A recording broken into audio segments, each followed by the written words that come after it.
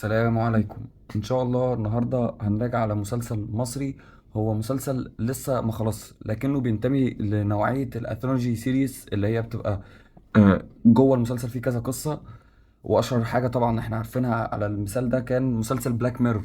بس هنا اللي في بلاك ميرور ان مسلسل بلاك ميرور كل حلقة بقصة، انما هنا احنا عندنا كل 3 حلقات بقصة.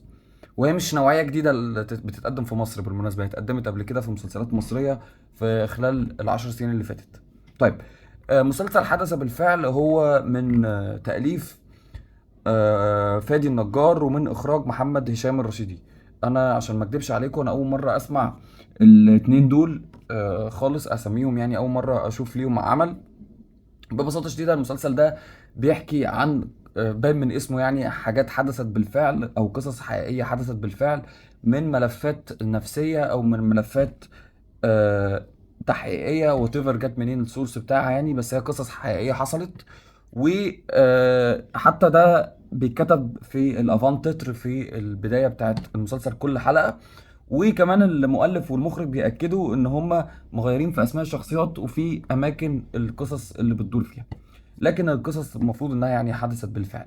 اتعرض من المسلسل دلوقتي 3 قصص وخلصوا تماما، وفي قصة بتتعرض دلوقتي قصة رابعة، وفي قصة خامسة المفروض هتنزل بعد كده. هل المسلسل هيقتصر على 5 قصص بس؟ انا ما عنديش معلومة الصراحة للنقطة دي.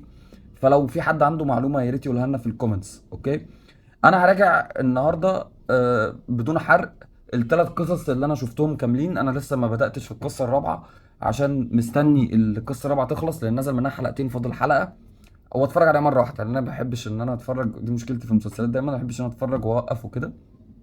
ف آه، مستني القصه الرابعه انها تخلص. طب احنا هنراجع على زي ما قلت لك على اول 3 قصص. القصه الاولى كانت اسمها تحت الحزام. تحت الحزام كانت بطولة غادة عبد الرازق. المشكلة أنا بنسى أسماء الممثلين الجداد. أنا فاكر اسمها سلمى أبو ضيف. أوكي، بطولة غادة عبد الرازق وسلمى أبو ضيف وخالد أنور. تمام، دي القصة الأولى. هي تاني أحسن قصة عجبتني لحد دلوقتي. لكن أنا عندي مشكلة في القصة دي، أو أنا عندي مشكلة الصراحة في المسلسل. بس أنا مش عايز يعني لو الفيديو ده وقع في ايد حد من صناع العمل، وهم اكيد بيتفرجوا على الفيدباك اول باول، ان هم يحبطوا من الكلام اللي انا هقوله. انا مسلسل مبسوط بيه، لو ما كنتش مبسوط انا ما كنتش كملت فرجة على القصص. بس محمد هشام الرشيدي انا فعلا ما عنديش، ممكن كده نبص هل محمد هشام الرشيدي المخرج عنده اعمال سابقة قبل كده؟ اه عنده. كان فيلم اسمه ماكو، والفيلم ده انا فاكر كان بيحكي عن حاجة شبه جوز، حاجه كده ليها علاقه باسماء ال... القرش. انا فاكر يعني التريب بتاعه، والفيلم ما نجحش يعني. تقريبا هو ده الحاجه الوحيده اللي هو عملها قبل كده، فتقريبا دي اول تجربه حقيقيه للمخرج. فانا مش عايز احبط من الكلام اللي انا اقوله، بس انا عندي مشاكل اخراجيه رهيبه في المسلسل.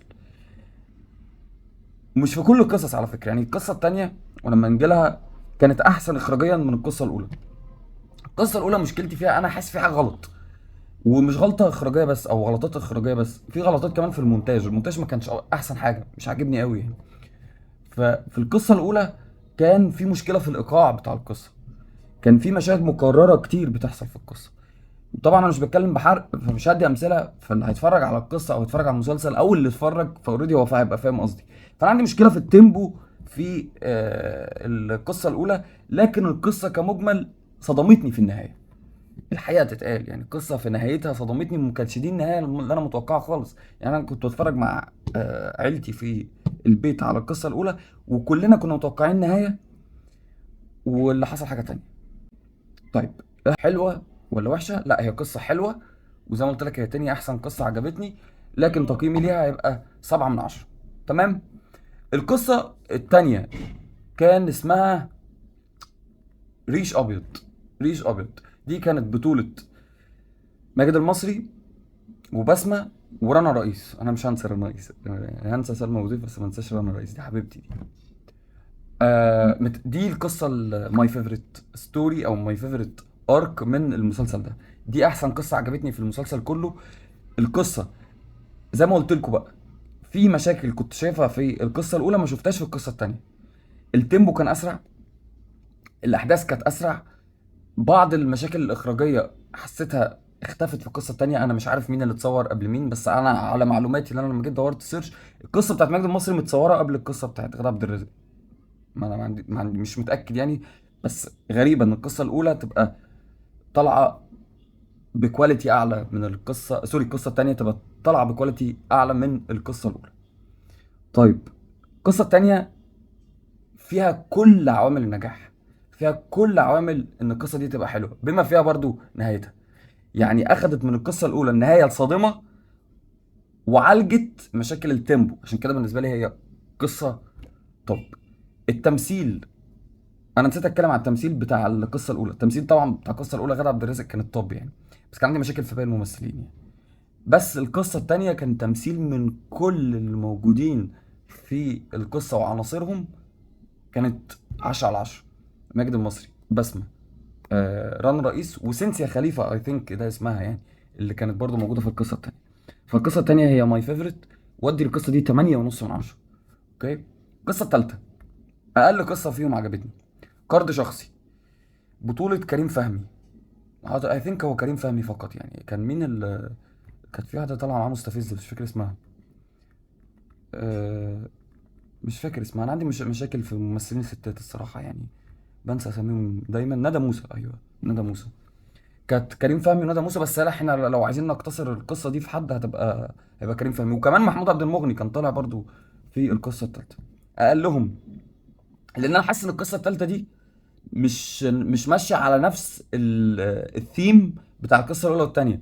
القصه الثالثه دي مش نفسي قوي. القصه الثالثه دي هي مور ديتكتيف، يعني مور كرايم اند مور ديتكتيف ذان فيرست اند سكند ستوري. يعني بمعنى انها داخله في عنصر شرطه وعنصر تحقيقي اكتر منه عنصر سايكوباتي او عنصر نفسي زي القصه الاولى والثانيه. اوكي. فالقصه الثالثه حاسسها بعيده شويه عن المسلسل. طب هل ده السبب انها مش احسن قصه؟ لا. مشكلتي في القصه الثالثه ان حاسس انها قصه غير منطقيه. بلس، غير انها قصه غير منطقيه، الله اعلم هي حدثت بالفعل ولا لا، بس هم على كلامهم بيقولوا انها حدثت بالفعل. انا مش عارف هل حصلت بنفس التفاصيل دي، ما اعرفش. ان القصه التالتة دي كانت ممكن تخلص، انا من رايي، في حلقه او ماكسيموم حلقتين. ما ينفعش انها كانت تاخد 3، لان انا حسيت بملل كبير في القصه التالتة. فهي اقلهم بالنسبه لي. انما المسلسل ككل، عشان بقى انا قلت حاجات كتير سلبيه، لا، المسلسل ككل هو تجربه جديده بالنسبه لي. مش اول تجربه في الاسولوجي سيريز، انما لا، كفكره هي فكره جديده. مسلسل فيه جرأة كتير. الجرأة دي مش معناها حاجة يعني عيب، لا، هي جرأة معناها حاجة في الحاجات اللي هي مش بي جي 13، هي حاجات الار، بما فيها العنف، بما فيها الأمراض النفسية، بما فيها مش قصدي على حاجات يعني، بما فيها الإدمان برضو اللي ذكر في القصة التانية بأشكال كويسة جدا. لا، في جرأة كويسة في القصة، هي خطوة تحترم. اتمنى ان المسلسل ده ما يقفش. اتمنى المسلسل ده يفضل مكمل سيزونز. في قصص، احنا مليارات من القصة، مش ببالغ في الرقم، ممكن تتحكي، مش شرط بتبقى في مصر بس، ممكن نجيب قصص من العالم كله نحكيها، قصص حقيقية. اتمنى منهم ان عدد الحلقات يخلوا لكل قصة حلقتين بدل 3. يعني ده طلب شخصي، هتفرق جدا مع مستوى المسلسل والكواليتي بتاعه. حتى لو انت مثلا حاسس ان انت محتاج تحكي، محتاج وقت اطول، طول وقت الحلقه. انت بتقدم البروجكت بتاعك على بلاتفورم، فانت على بلاتفورم انت مش ملتزم بوقت حلقه. اوكي. بالمناسبه يعني برضه عشان الناس اللي مش عارفه، هو بينزل على انه بلاتفورم. هو بينزل على اس تي، صح؟ ما اعرفش، هي بتلخبط فيها. المهم يعني هي منصه سعوديه، بس المنصه السعوديه دي مش موجوده في مصر. اس تي تقريبا، حاجه كده، وات ايفر يعني.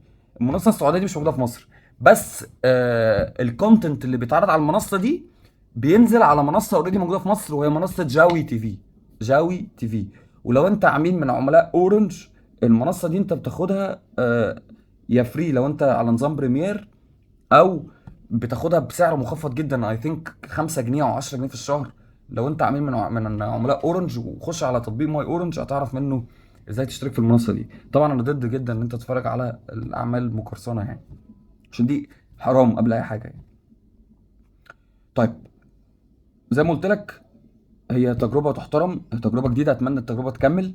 اتمنى ان هم يتفرجوا على ريفيوز الناس كلها. انا ما اعرفش في حد عمل ريفيو عن المسلسل ولا لا، بس اتمنى ان هم يلموا فيدباك مش من الكونتنت كريتورز بس، لا من الناس، من الاودينسز، يلموا من كل الناس ايه العيوب اللي كانت موجودة في المسلسل ويعالجوها. لان فعلا انا حاسس ان انتوا عندكم حاجة عايزين تقدموها، وان شاء الله ربنا يكرمكم في الحاجة اللي انتوا عايزين تقدموها دي وتطوروها احسن، والمسلسل ده يكبر ويبقى ايكونيك من المسلسلات اللي نزلت المسلسلات العربيه اللي موجوده على البلاتفورمز. وكمان برضو هو محتاج زقه سيكا في الماركتنج، يعني انا حاسس ان هو مظلوم سيكا برضو بسبب البلاتفورم اللي نازل عليها لها جوي مش زي شاهد مثلا او نتفليكس او غيره.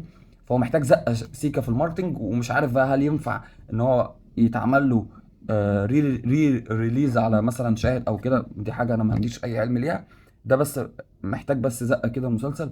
لان انا كنت بتكلم مع ناس كتير حواليا على المسلسل، لقيت ناس كتير ما تعرفوش اصلا.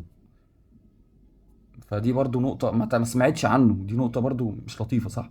بتبقى احساس وحش لما انت بتبقى عامل حاجة وبذل فيها مجهود ومش واصلة للناس.